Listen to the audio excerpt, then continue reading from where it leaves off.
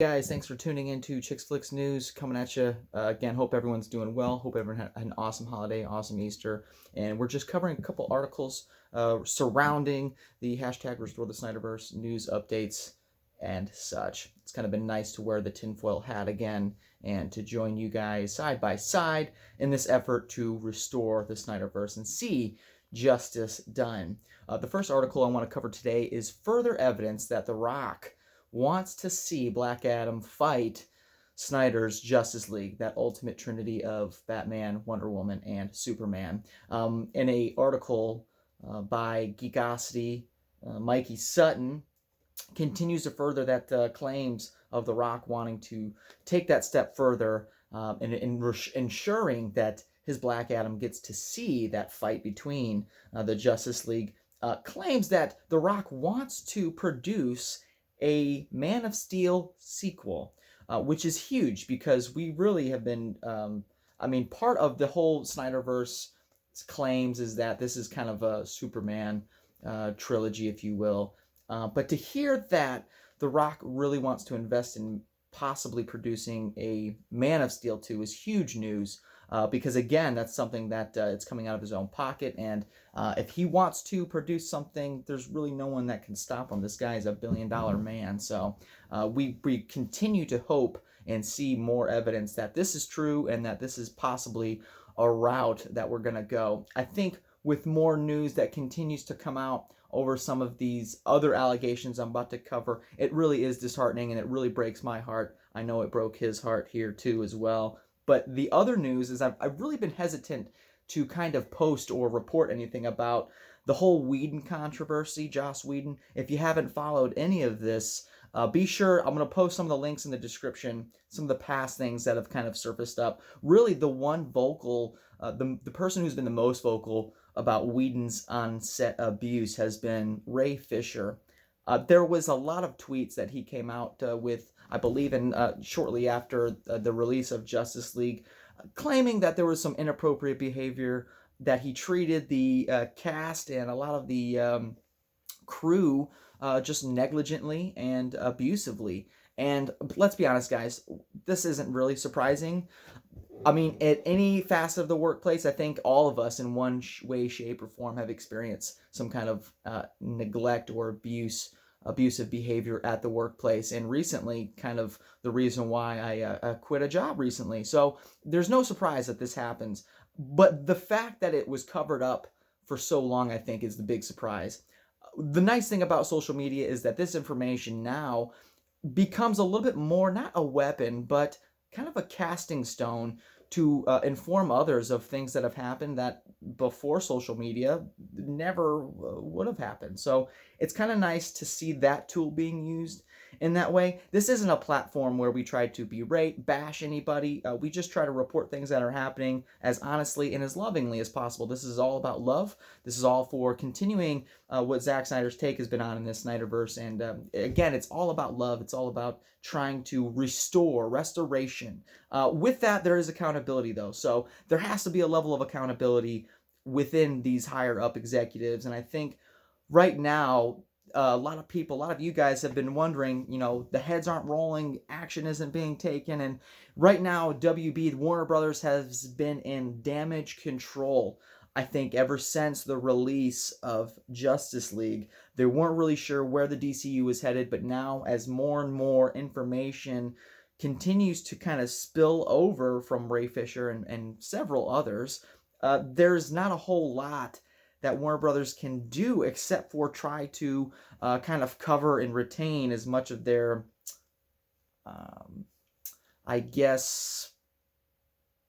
their proponents. So it's interesting. Another recent article that came out was one with Gal Gadot.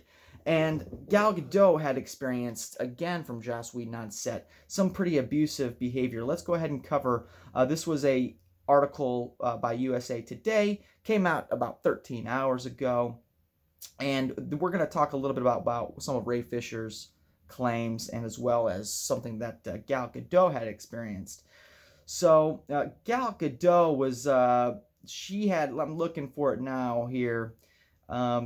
So she'd encountered inappropriate, I'm kind of uh, quoting the article here, she had encountered inappropriate conduct while working on Justice League, according to unnamed sources. So the tension between Whedon and Gadot came to a head, and Whedon threatened her career and disparaged Wonder Woman director Patty Jenkins. So if that's true, that's hugely inappropriate and an abuse of power. So there's so many, and again, this isn't really surprising, but what is surprising is that these guys still think they can get away with this stuff in the midst of the culture that we live in. So it's very evident and apparent that if you're going to behave this way on set as somebody who is a leader, you're going to have higher accountability, because this stuff isn't going to stay within the retained walls of an executive studio, or of a studio rather.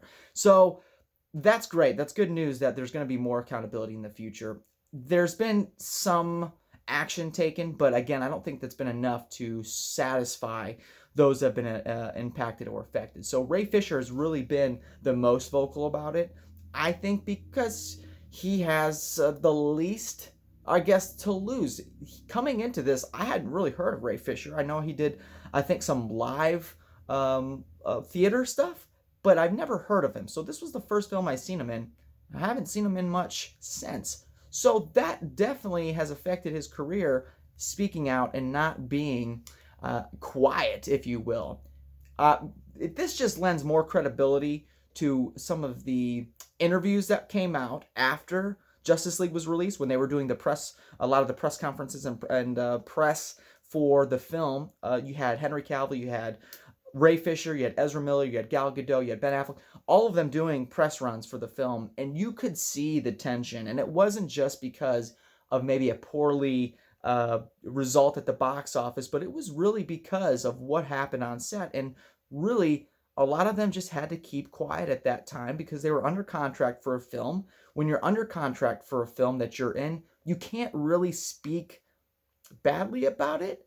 It's kind of like you're within your contract to not really do that. So to see now, looking back at some of the tension, especially with Ben Affleck, when questions were given about having the two directors, and you can just see in his face the gross, and man, he just wanted to forget everything about that. He definitely says in one of the interviews that not something he would ever want to do again, work on a film with two directors. So looking back at some of these interviews and now tweets with Ray Fisher coming out more and more, I see that clearly that was something that was dealt with on set as far as the cast had to deal with.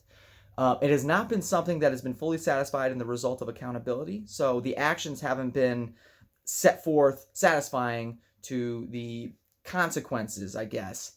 So we're hoping that some accountability will be held there. Again, I mean, these are our enemies. Let's pray for our enemies, because at this point, we've got Zack Snyder's Justice League. We've been able to see Cyborg, #Borg Life, when they all came out there for Comic-Con years ago for Justice League. You had Ray Fisher, I love Zack Snyder. You had all the support for Snyder, kind of in a quiet pose, in a quiet stance, to allow that to happen without being super vocal about it, of on-set negligent behavior. So there's so much that surrounds the allegations. More and more evidence is coming out. So continue to stay diligent. Let's not hate anybody, but let's continue to push for accountability, especially with those who have power in an industry that is literally, it's crazy how much power that Hollywood holds. But right now, that power is kind of in a struggle. There's definitely some balance that needs to be had. So let's continue to lift our enemies in prayer and love them. On a positive note, there has been a kind of push, a release for Zack Snyder's new Army of the Dead on Netflix, which is awesome.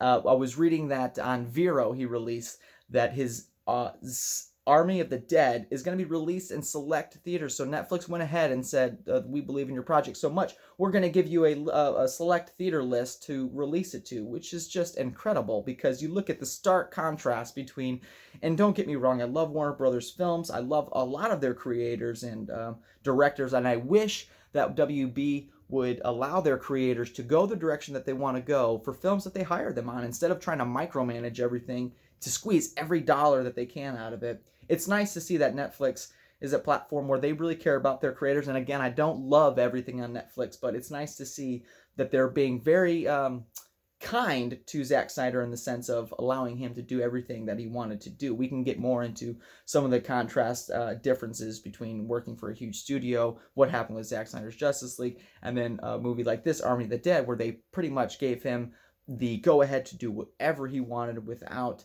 limits. So check out some of those articles below. Again, I'll have them in the description. Share, like, and subscribe. I hope you guys learned something new.